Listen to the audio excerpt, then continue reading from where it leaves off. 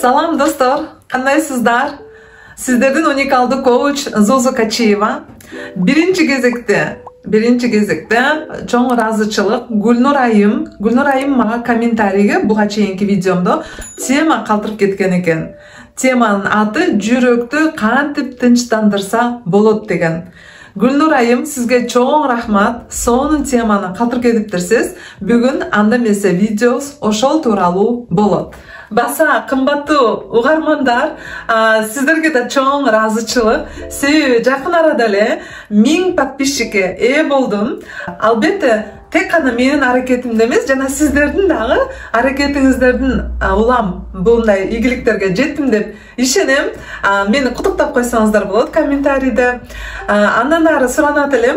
YouTube каналыма жазды. 1000 подписчикке ие болгонуңуз менен куттуктайбыз. А бирок сиздин просмотруңуз аз деп. Демек просмотр көп болуш керек экен.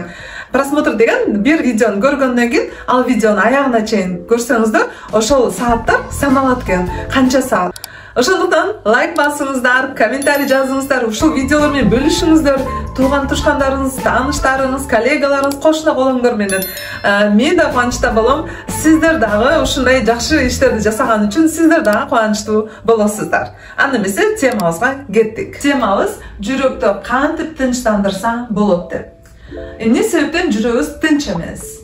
Себеби биз ошончалык коолоңдуу заманда жашап жатабыз. Мисалы кабарларды уксак, ал жакта эч качан жакшы кабар укпайбыз. Көбү нерсе согуш, жер тетирүү, баланчаны өлтүрүп кеткен, түкүнчөнү уруп кеткен, алдап кеткен, жана башка ушундай сыяктуу жалаң гана терс негативдүү кабарларды угабыз.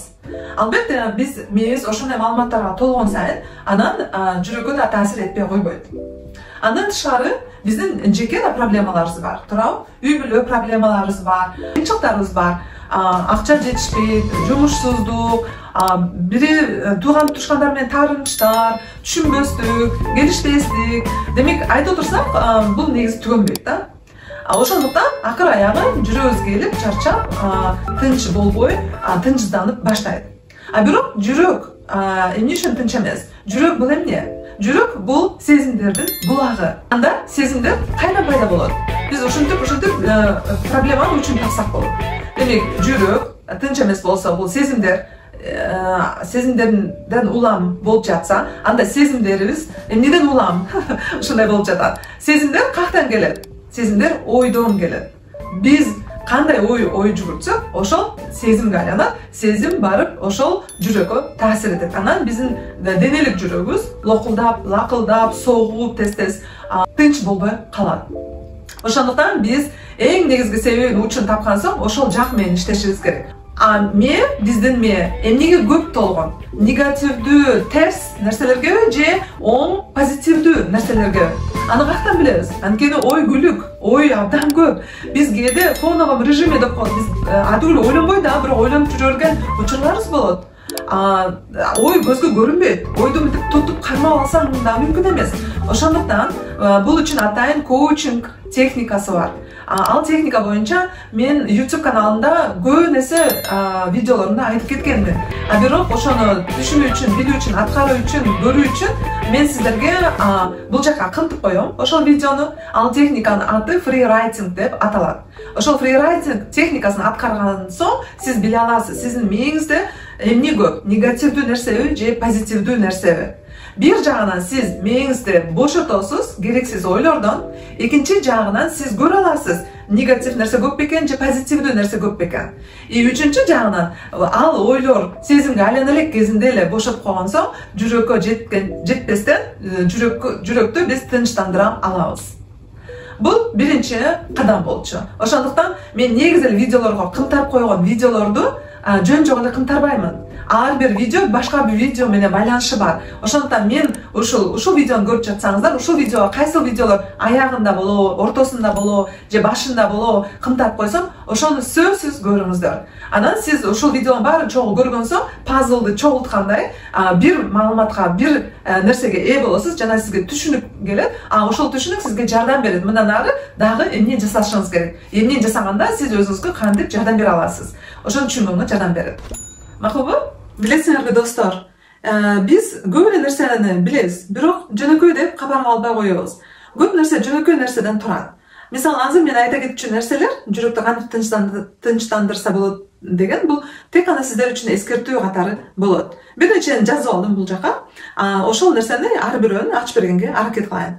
Мисалы фрирайтинг кылып атасыз, тышкары дагы эмне кылыш керек? Мисалы терең дем алууну да үйрөнүш керек. Чын-чынында биз терең дем алганды билбейбиз. Өзгөчө таза абага сыртка чыкканда терең дем алып коюңуздар. Терең дем алуу боюнча мурдуңуз менен абаны тартасыз, жай терең кылып ичиңизди толгончо. Анан оозуңуз менен жай аны демди чыгарасыз. Ошондо бир нече жолу кылып койсоңуз, бул аябай чоң көнүгүү дене үчүн, ички органдар үчүн. Жүрөк ички орган, туурабы? Ичибиздеги орган. Ошондон терең дем алуу бул жакшы нерсе. Экинчиси болчу. Үчүнчүсү, оюңузду башка нерсеге буруңуз дейт. Жанагындай негативдүү ой көп экенин байкасаңыз, анда аларды позитивдүү туура ойго алмаштырганга аракет кылыңыз. Мен башка видеолорумда дагы бул тууралуу көп жолу айтканмын. Ошолорду дагы угуңуз. Андан кийинкиси, көнүгүүлөрдү жазаңыз. Аз болсо дагы көнүгүү жазаңыз. Бир күндүн ичинде 10 мүнөт болсо дагы убакыт бөлүп, 10 мүнөттүк көнүгүүлөрдү YouTube каналдан толтура тапса болот. Ошолорду жасап койсоңуз, сиздин бүт денеңиз сизге ыраазы болот. Суу ичкенди да унутпаш керек. Билесиздер, биз ойлойбуз кофе, чай, кока-кола, напиток, спрайт ичип койсом эле бул суусундук жетет деп. Жок, биздин организм аны суусундук катары кабыл албайт. Чын-чынында келгенде анын ичинде толтура шекер болгондуктан бул суюк тамак деп аталат биздин организм үчүн. Ошондон бир гана суу, Кудай жараткан суу биздин ички органдарыбызды жууп тазалай алат. Ошондой эле бир гана суу бизди өмүрүбүздү узарта алат жана сактай алат. Ошондуктан суу ичкенди унутпаңыз. Күнүнө максат коюп коюңуз, 1 литр суу бир жума бою күнүнө сөзсүз ичемин деп. Бир жума өткөндөн кийин 2 литрге өтүңүз. Анан 3 литрге ушинтип отуруп аз-аздан өзүңүзгө суунун дозасын көбөйтүңүз. Жана уйкуну эске албай койбош керек. Көбүнесе биз уйкуну эске албай коебуз. Эчтеке болбойт, уктап алам, эртең уктап алам, бүрсүгүн уктап алам деп. Бирок билинер билинбес биз өзүбүзгө стресс жаратабыз, акыл эсибизге, эс тутумубузга, ички дүйнөбүзгө. Ошондуктан ошол стресстин баары барып жүрөккө таасир этет. Жүрөк ошон үчүн тынч эмес болот. Мына ушундай бир жөнөкөй эле ыкмаларды сиздерге айттым. Бирок ушул жөнөкөй ыкмага да олуттуу көз караш менен карап, анан жашооңузга адат катары киргизип, максаттарды коюп, жана ушуларды жасап көрсөңүз, сиздин жашооңуз бир топко өзгөрөт. Жүрөгүңүз тынч боло баштайт.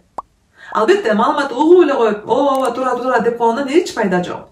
Бирок аткаруу ошондо гана сиз пайдасын көрөсүз. Ошондон биз бүгүн эмнени сүйлөштүк? Жүрөктү тынчтандыруу үчүн жаман кабарларды көп көрбөйбүз.